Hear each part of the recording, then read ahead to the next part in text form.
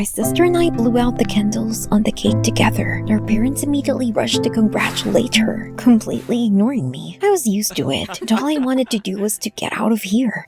This was impossible, because we were Siamese twins. I spent all of my 18 years inseparably from Lucy. I never liked it, dreamed of traveling, rock concerts, and parties. But my good sister was against it. She loved to embroider, draw, and other tedious things. Boredom. I hoped that one day we would be separated. I would leave my family. Moreover, our folks did not particularly like me because of my explosive nature, but they doted on Lucy. In general, blowing out the candles on the cake, I made a wish. I wanted us to be separated and go around the world. I was tired of being trapped with this nerd. Then Mom's phone rang. For some reason, she immediately turned pale. After finishing the conversation, she looked at us and sighed heavily. Girls, you will be separated. This can be dangerous for your health. There is a risk of developing a fatal disease. What? Did I just hear right? I jumped with delight. I would finally be free. Lucy immediately started whining that she didn't want to be separated. I was even afraid that our parents would listen to her. But instead, Dad snapped that health was not a joke. What if something happened to Lucy? They didn't say a word about me. But I was only thinking about freedom. The day of the surgery finally arrived. Lucy and I were being transported down in the hospital corridor. My palms were sweating with excitement. I couldn't believe I would wake up without my sister. Lucy, as always, was nagging. Siamese twins always needed to be close. I could even see the tears in her eyes. Stop whining. In the surgery room, we were put under anesthesia, and I passed out. I woke up in the room and Lucy was lying on the next bed. We were separated from each other. God, finally. But then I heard a soft sob. Lucy was crying into her pillow. God, what a fool. She should be happy. I was looking forward to being able to party to the fullest. I even planned to go around all the clubs in the city, find a boyfriend, and finally go around the world. But when we were discharged, Lucy immediately asked if I would go to the library with her. No, I had other plans. I wasn't going to go out with Lucy anymore. We were too different. In the evening, I put on makeup, put on a new dress, and went to the best club in town. It was the first time I'd had a good time. The evening was awesome. I enjoyed hanging out and what? Lucy, my sister, was standing off to the side and watching me. What the hell was she doing here? She also dressed up like an old woman in a long gray dress, and she was stupidly made up. At the sight of my sister, I seethed with anger. Even here, there was no peace from her. Pointedly, I turned away and ordered a few more drinks at the bar. But after half an hour, everything swam before my eyes. I didn't even remember getting home. I woke up in my own bed. My head ached horribly, and I tried to remember the night before, but in vain. Damn, I shouldn't have drunk so much. Then Lucy came timidly into the room. I shouted at her, "What do you want again?" Then I noticed that she was holding a tray of water and painkillers.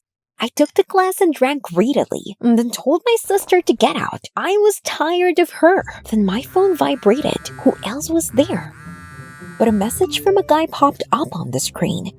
He wrote that I had rocked at the club, and he couldn't forget me. And then he asked me out. That was another matter, of course. The next night, I sat in a cafe with Harry. He seemed like a nice guy, also liked to hang out and punk rock. I even thought, maybe we should start dating. But just as I was about to change the subject, a girl burst into the cafe. She had flowers in her hands and was walking quickly towards our table. I froze. Could it be Harry's girlfriend? He was so handsome. But when she opened her mouth, Lucy? My sister in her stupid makeup shouted something about love and that our breakup was a mistake. She wanted me back. What was she talking about? I told her to shut up, but Harry was already running out of the cafe. I clenched my fists and glared at Lucy. She ruined my date. Lucy explained abruptly that this guy only wanted sex, and she was trying to save me. I could no longer contain my emotions, and abruptly getting up from the table, I shouted that she had got me. After the surgery, she did not leave me alone for a minute. This was unbearable. Lucy tried to say something, but I snapped, "Leave me alone," and quickly left the cafe. When I got home, I immediately opened my laptop. I was so sick of Lucy that I couldn't stand her anymore. I needed to find tickets to any country and go around the world. Traveling was expensive. Where could I get the money? Before I could think about it, Lucy burst into the room. She started to say something about dinner and then stopped. She saw that I was looking for tours around the world. I shut down the site in a hurry, but Lucy understood. She immediately rushed to her parents, shouting that I was going on a trip. I tried to stop her, but the folks had already heard everything. They were furious. What kind of trip? I needed to prepare for exams. But they had money only for Lucy's studies. I clenched my fists in anger. So there was money for Lucy and not for me? But they wouldn't listen. They just told me that I was now under house arrest. I was even more angry with my sister. That evening, I decided to sort things out with her and went to Lucy's room. But my sister was in the shower. What a bad time. I decided to wait for her, and then I noticed a conversation with a girl on the laptop screen. She was confessing her love to Lucy, but my sister replied that she was not yet ready for a new relationship. My head was spinning. So my sister was a lesbian? Right there, next to the laptop, I noticed a picture of myself in a heart-shaped frame and, as if scalded, ran out of the room. All night, I thought about what I saw and remembered how Lucy followed me everywhere, put on makeup for the club, apparently to please me. She even ruined my date. And now this photo in the heart. Oh my god, did my sister fall in love with me? But we were twins. She couldn't fall in love with herself. When I woke up, I immediately went to the website. I needed to get out soon, but the question of money remained. I remembered my parents saying they were saving up for college for Lucy, and I was filled with anger. No way, half of this money was rightfully mine, and I would get it. That night, I crept quietly to my parents' office and cautiously opened the door. My heart was pounding. I tiptoed to the safe just to find a code. With trembling hands, I typed in my mom's date of birth. But the red light came on.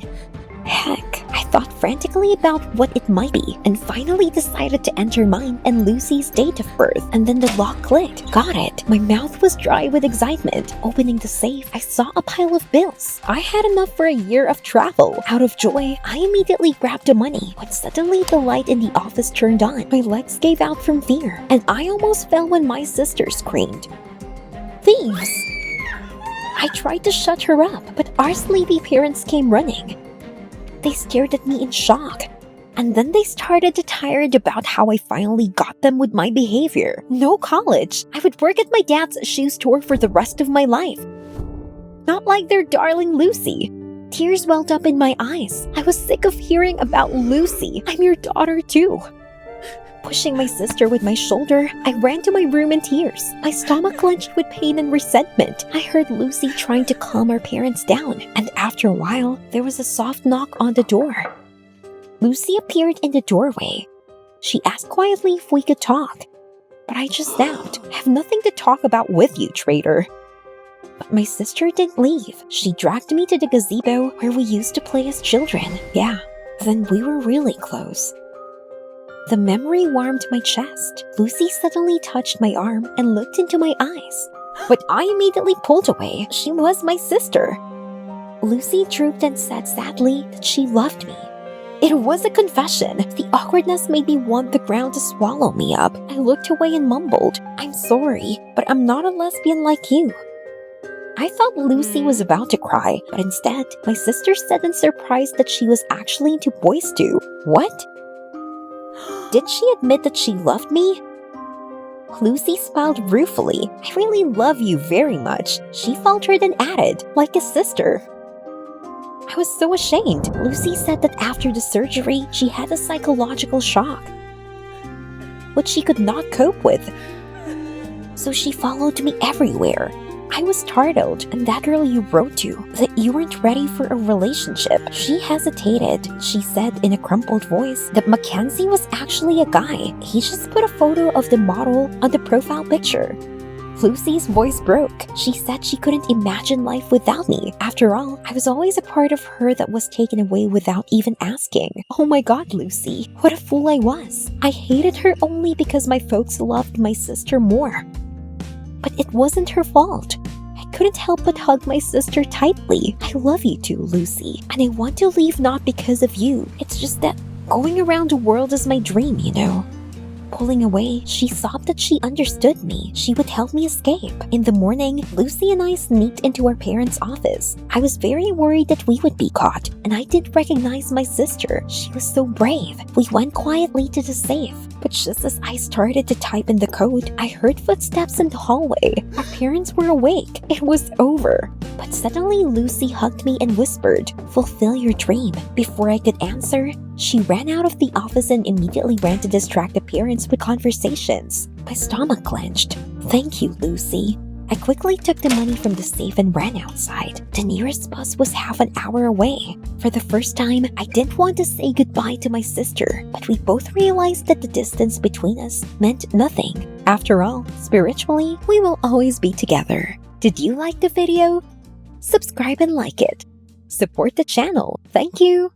Hi, my name is Ella, and this is my sister Emma. We are 16 years old. We are very close. Terribly close. Horribly close. Have you ever wanted the person closest to you to leave you alone forever? Watch the video to the end and find out how I tried to make this dream come true. My sister and I are Siamese twins. They say twins are alike, but we are very different. I'm smart and calm, and she's stupid, but she always wants to be first in everything. One day, she joins the school band. Another day, she joins the scouts. And maybe I want to read in silence, not listen to their music and not deliver stupid cookies. She's also setting me up. She makes me scream and then complains to my parents that I'm hurting her. She doesn't care about me at all. As she says, so it will be. We'll go where she says, and we'll wear what she says, and we'll go out with her friend, not mine. We don't even have common friends. Once I was so annoyed with her that I didn't speak for a week, and no one noticed except our parents. They worry about us. They want us both to be happy. No way. As long as a useless appendage named Emma sticks out of my body, I won't be happy. Not only does she make me look like a freak, but she's bossing me around. That's all right with Emma. Emma's fine. No one seems to notice what a bitch she is. I once asked my folks who they liked more, me or her. They hesitated, saying that we were too different and they loved both. They evaded the question. Are all children in your family loved equally, or one more than the other? I wanted to get up and leave and slam the door to let them know I was not kidding. But Their Majesty Emma had not yet designed to finish eating. She eats so much that we will soon be wildly fat. Well, I had to stay. And then we got a letter that we are so unique, and if we want to participate in a photo shoot to help children with special needs who are less lucky than us, it's like working as a freak in a circus. Let everyone see how we inspire with our misery to live. I said that I wasn't going anywhere.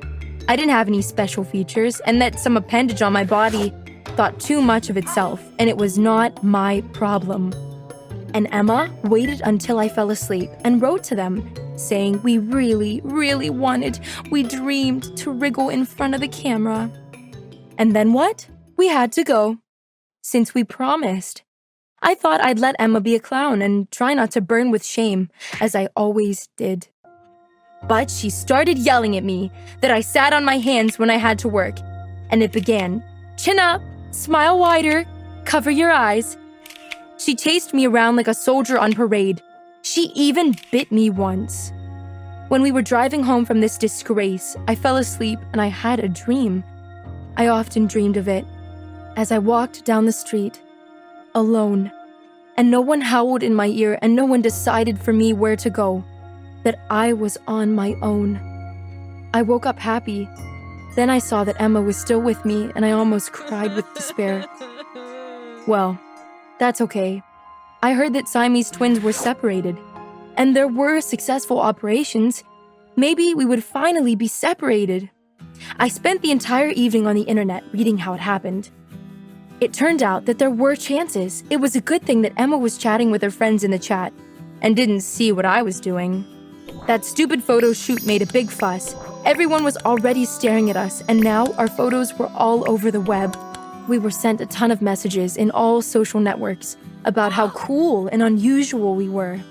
I sent them all to spam, and Emma replied saying, thank you. It's so nice that you appreciate our experience and efforts." And we were called to star in cool projects. Emma was delighted. I really wanted to shoot her down, to say that soon we would be separate, and when we stopped being a mistake of nature, no one would need us, neither together nor separately.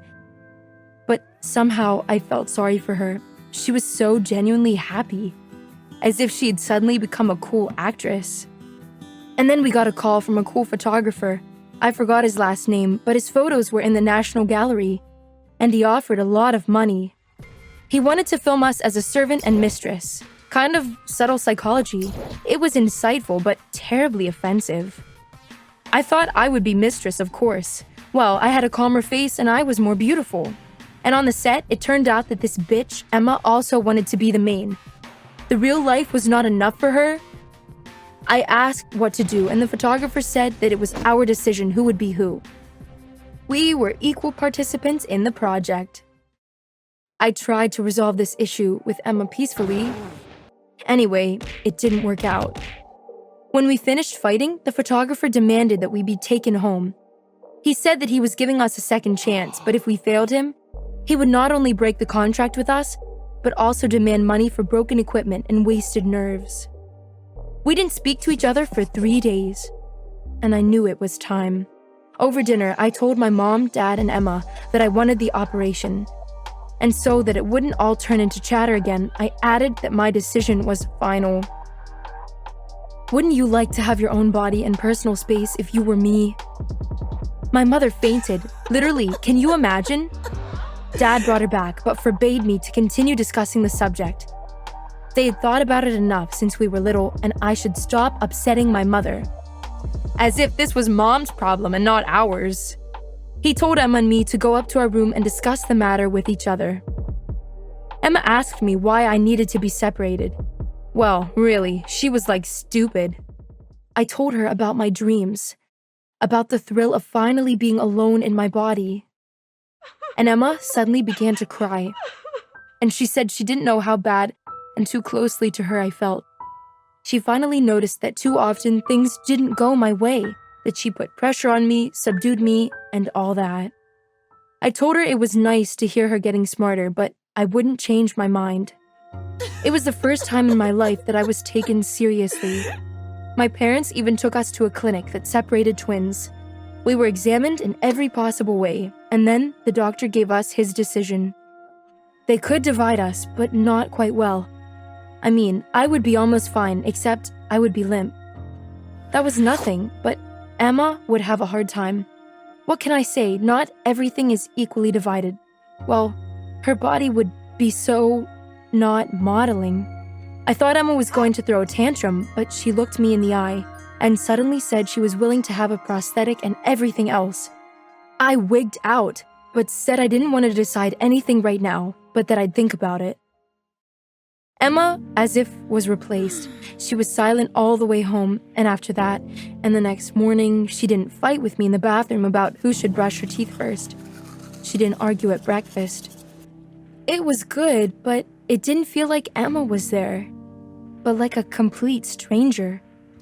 Emma's silence made it hard for me, and I asked her what she would do if the operation took place. She replied that she would go to another city and live all alone, to get used to her independent body. I was in shock. I mean, I thought we'd just be separate, get up at different times, go about our own business, but we'd still be together. One family. I realized that even though I wasn't a fan of Emma, I would miss her very much. Then I had a dream, not the same as usual. I was alone in the body again, but now I was running around the city looking for someone. I couldn't remember who I was looking for. Name, voice, facial features. I was insanely lonely. I woke up screaming. Emma woke up too and whispered to me that it was only a dream, that everything was all right. I told her what I had dreamed and added that there would be no surgery, because we were not just me and her. It was more than that. Two people who could work together in one body, and we had no one closer to each other. Emma promised that she would try to annoy me less, and put less pressure on me. But I also had to help her, to tell her when her once went too far. We got to talking, and that was enough. We just made up. I think if we were separate and just lived in the same room, we would fight no less and loved each other too. Who will wake me up when I have nightmares if Emma leaves? Who will drag me out of the house and not let me be ashamed of what we are? I also asked Emma to be a maid at the photo shoot. You won't believe it, but she agreed. I still want to be separate, but this is very scary. After talking to the doctors, I realized why my parents had long ago forbidden me to raise this topic. It's a choice between my freedom and Emma's health.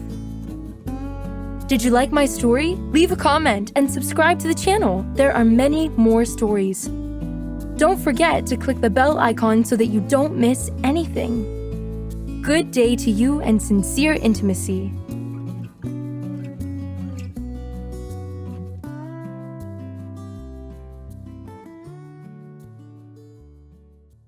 I was very late and ran, pushing aside the crowd of hipsters. Stupid punk festival. But then I stopped short. In the crowd, I noticed my boyfriend walking with some girl, hugging her. Hey, what does that mean? I caught up with him and grabbed his arm. Who is she? But Ron, as if nothing had happened, said that this was his new girlfriend. I was furious. What about a relationship? Ron laughed, saying I cheated on him first. I didn't know what he was talking about. Then Ron showed me a picture of me making out with a bartender in a nightclub. How is this possible? Anxious, I tried to explain that it was probably just a girl who looked very much like me. But Ron wouldn't even listen to me and just left with that girl.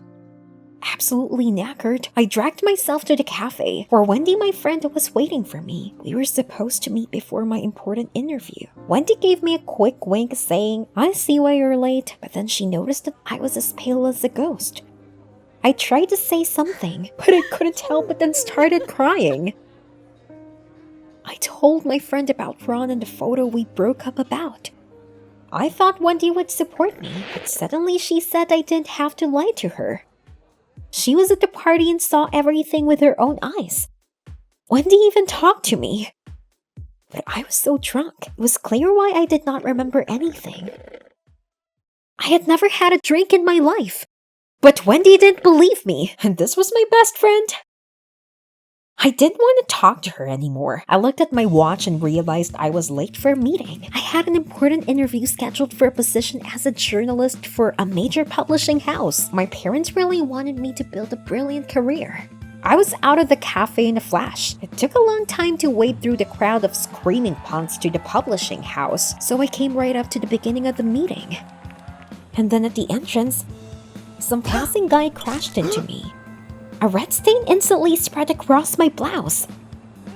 That jerk doused me with cheap booze from his bottle. Heck! I ran as fast as I could to the nearest bathroom to wash my blouse. Fortunately, the stain was removed, but I did not have time to dry it in such a provocative way. I looked like a contestant in a wet t-shirt contest. What would they think of me?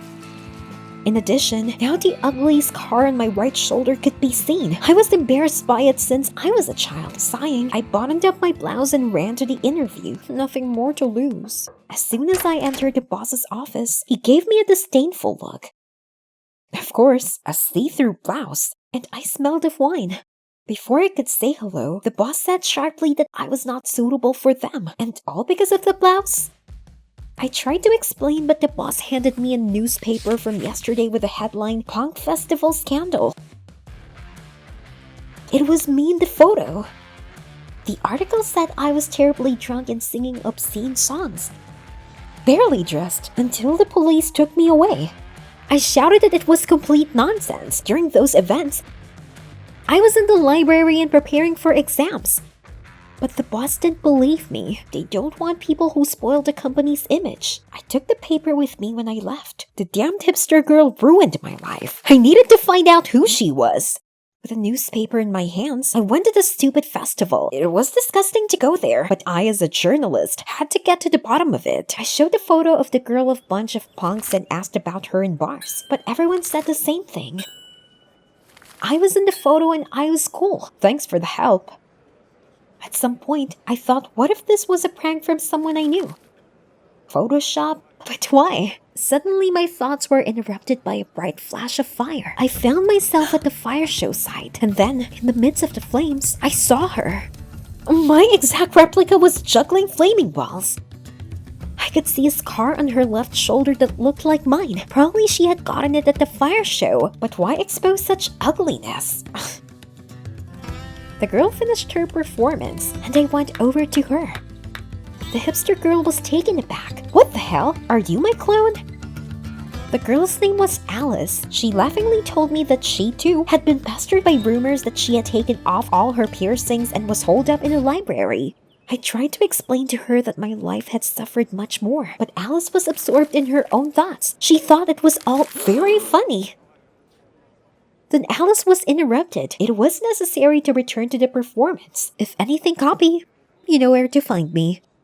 She said and ran back to the stage. I went home in a state of complete confusion. What just happened to me? At home, I told my parents about this crazy Alice and showed them the photo. She was the reason I failed the interview.